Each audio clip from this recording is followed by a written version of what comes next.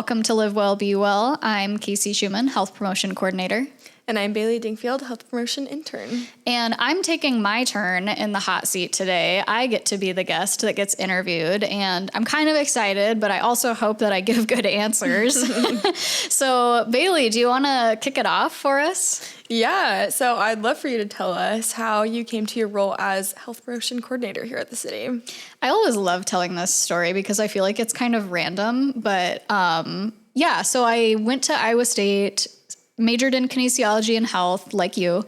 And I was supposed to be a PE teacher, actually, PE and health and coach. And I did my student teaching my final semester in college. And I was just like, this is not as exciting as I hoped it would be. And I was applying to jobs, as I was getting toward the end of my student teaching. And I was even getting job offers, but I just couldn't get myself to say yes. So I didn't. And I ended up taking a position at Iowa State as staff. We were working in the physical activity epidemiology lab, and we were studying what kind of exercise best lowers high blood pressure. So we had participants from the Ames community.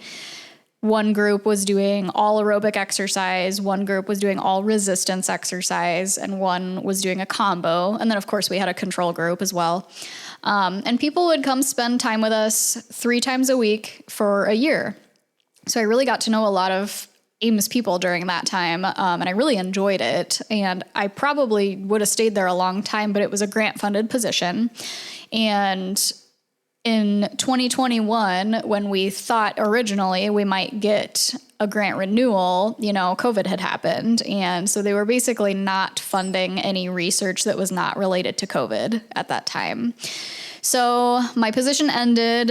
I wanted to stay in public employment, so I took like an office manager style job at Iowa State. I was working with student employees. I really liked working with the students. It was a lot of fun. I was there for not quite a year before this opened up. And I was like, wow, this, could be the dream job. And so I applied and I ended up getting it, and it was really, really exciting. So I know that's really long-winded, but that's how I got here. Yeah, that's great. Since you've come to the city, what has health promotion meant to you? Has it changed over the couple years that you've been here?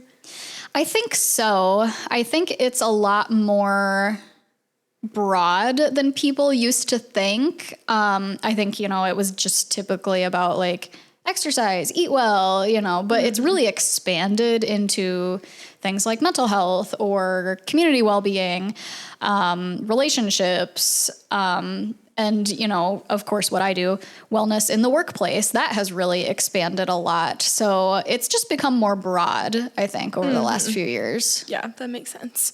What do some of the responsibilities look like in your position? So I always call myself like a 1.5 person show because I almost always have a part-time intern. But I kind of do a little bit of everything. And it varies from on-site health screenings to organizing services for employees like dietitian visits or going out to visit employee groups and talk to them about different health and wellness topics, or teach them about injury prevention or the benefits of getting up and getting moving throughout your day if you're in a sedentary position. I do wellness challenges. I do a lot of creative stuff, and actually a lot of like communications and marketing. I make a lot of flyers, which you wouldn't really expect with this job, but I make a lot of flyers. I write a lot of like blurbs for newsletters, or, trying to figure out how to write an email effectively so that employees actually like read it and sign up for my programs. Yep. So yeah, that's just a few of the things that I do on a day-to-day basis. I also, of course, supervise a health promotion intern, so it's coming up with projects that are meaningful experiences to them so that, they have some knowledge under their belt before they go out into the real world. Mm-hmm. Yeah, definitely can confirm you have a lot going on. What is one of your favorite programs or challenges that you do? So the one that I think I love the most, simply because other employees love it the most, is our Fit City Challenge. Mm-hmm. It has been a staple here for many, many years. Like I think maybe 10 or more years. And it's varied a little bit year to year, but the main purpose is to get employees back into the habit of moving after the holiday season. Mm-hmm. So, you know, we have Thanksgiving, we have Christmas, we have New Year's, and you've been like spending a lot of time in the car going to visit family, or on a plane going to visit family. And you've probably been eating a lot more rich food than you normally would. And so Fit City Challenge occurs, mid-January or so. And it just kind of helps employees get back into the swing of things while also having some friendly competition. So people can participate as an individual or as part of a team.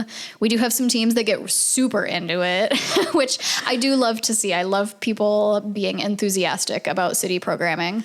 And then, we always do a t-shirt at the end of the challenge for anybody who made a good effort to participate. Even if they didn't necessarily quite meet their goals, as long as they made a good effort. We do a t-shirt and I get to design those. So that's always kind of fun. But what I love most about it is just employees' enthusiasm around it. Yeah, that's good. So you kind of touched on how you write different blurbs for health topics and make a lot of flyers. How do you decide which health issues you want to focus on? So part of it is definitely just what's hot right now. Yeah. So some of those, podcast episodes that you and I have done, they're just kind of based on what's hot. But there's some things that I think just deserve to be repeated several times. And that's kind of the classic information about eating a balanced diet, making sure you exercise and to exercise in a varied way. Because I think, we all know it, but it's nice for people to be reminded of those things. Sometimes they just kind of get pushed to the back burner. We all have a lot going on in our lives between family and work and just everything. So I always think it's worth reminding people of those classic topics. Definitely. What do you think is one of the most important aspects of employee and workplace well-being? That's a great question and a tough question. So it's nothing that anyone can really program, actually. I think the most important aspect is truly workplace culture. Does your workplace support you in the fact that you are a human and you have different areas of well-being in your life and you're always going to have a lot of things going on? So does your workplace support you by distributing the load a little bit differently amongst your coworkers, or allowing you to have some time off if you need it, whether it be for a physical illness or, stress related, burnout related, or time off if you need to go deal with a family thing. And are your coworkers supportive of it, and not just mad that you're not at work? Mm-hmm. So unfortunately, it's not something that someone can just do a quick challenge for or a quick program for.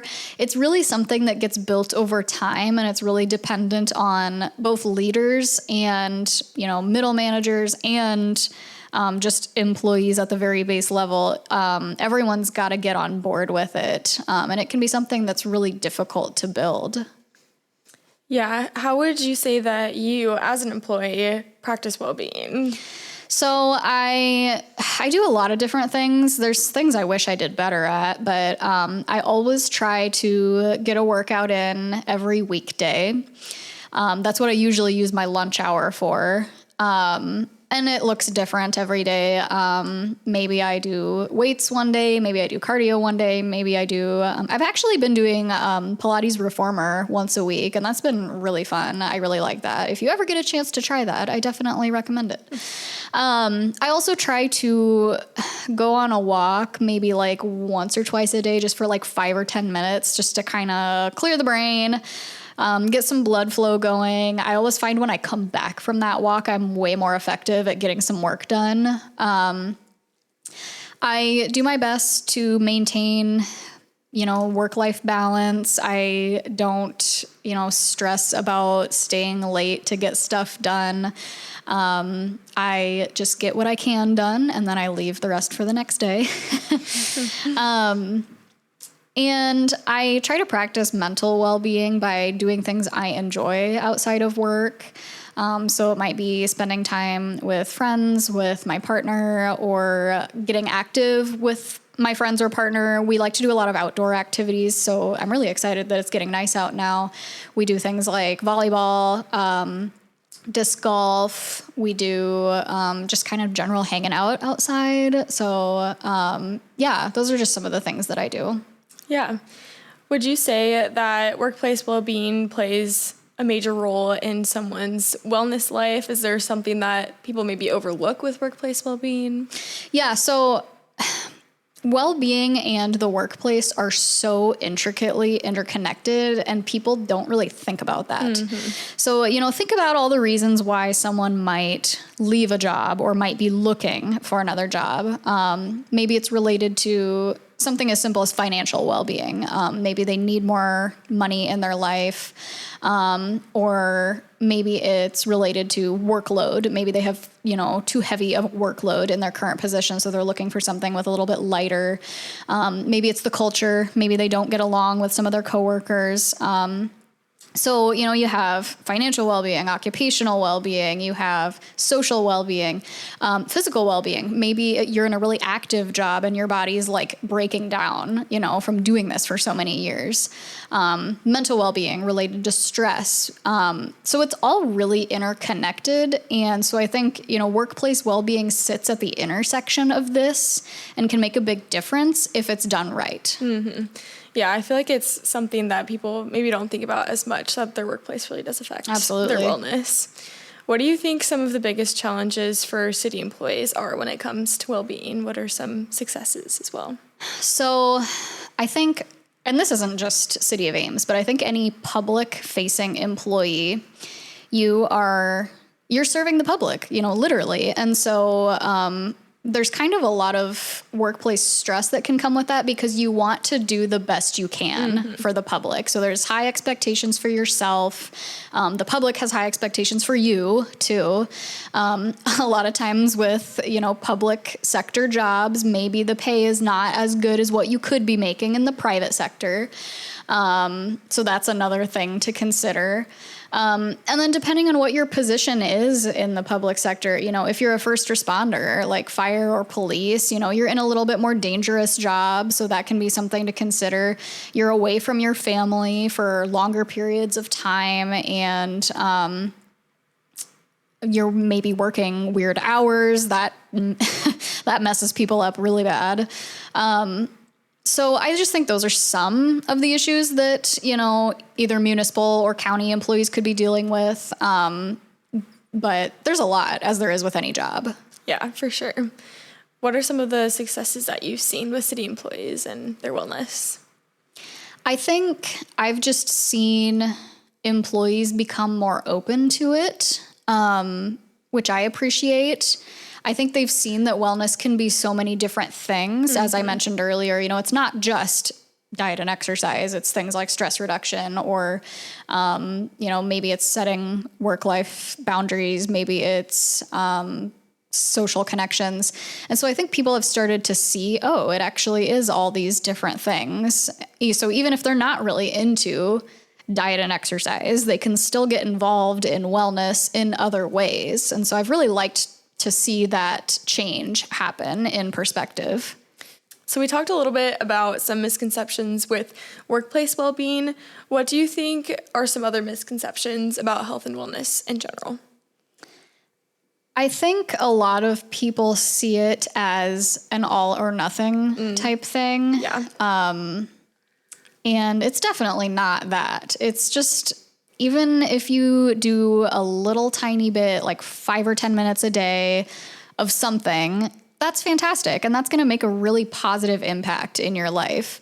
I'll just use exercise as an example. People think they need to go to a gym for an hour to an hour and a half and lift heavy weights and do cardio and be totally exhausted and sweaty by the end of it. And that's not accurate. You know, you could go down to your basement for 20 minutes and just do like some yoga.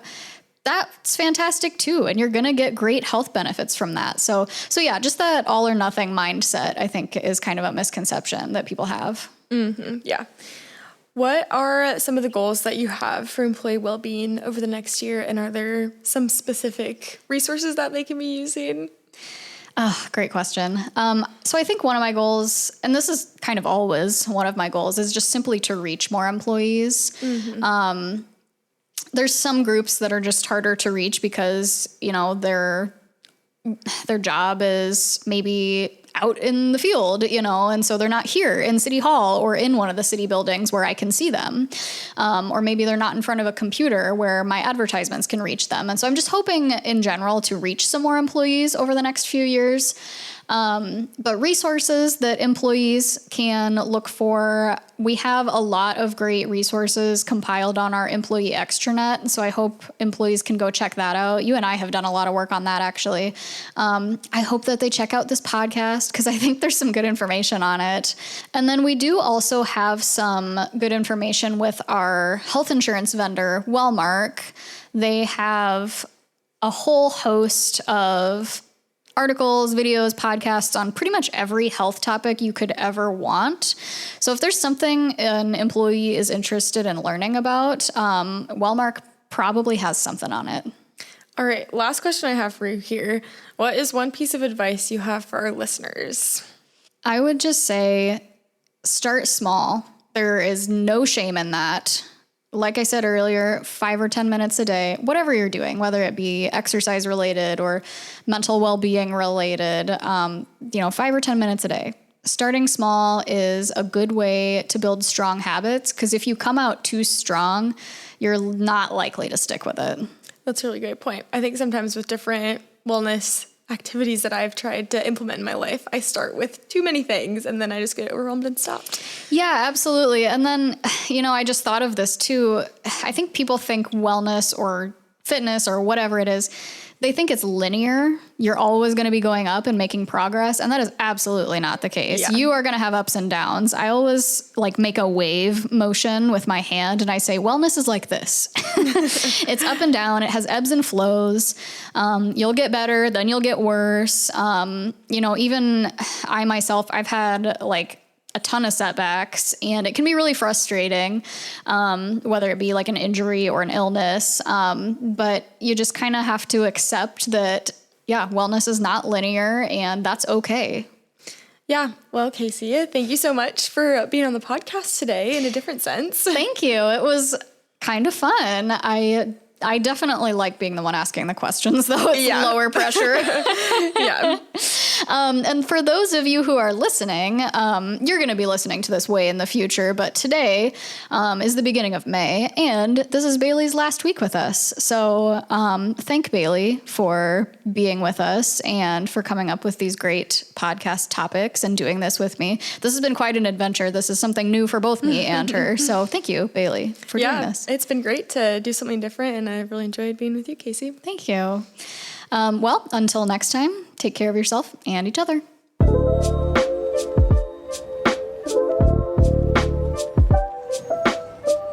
Live Well, Be Well is a City of Ames podcast.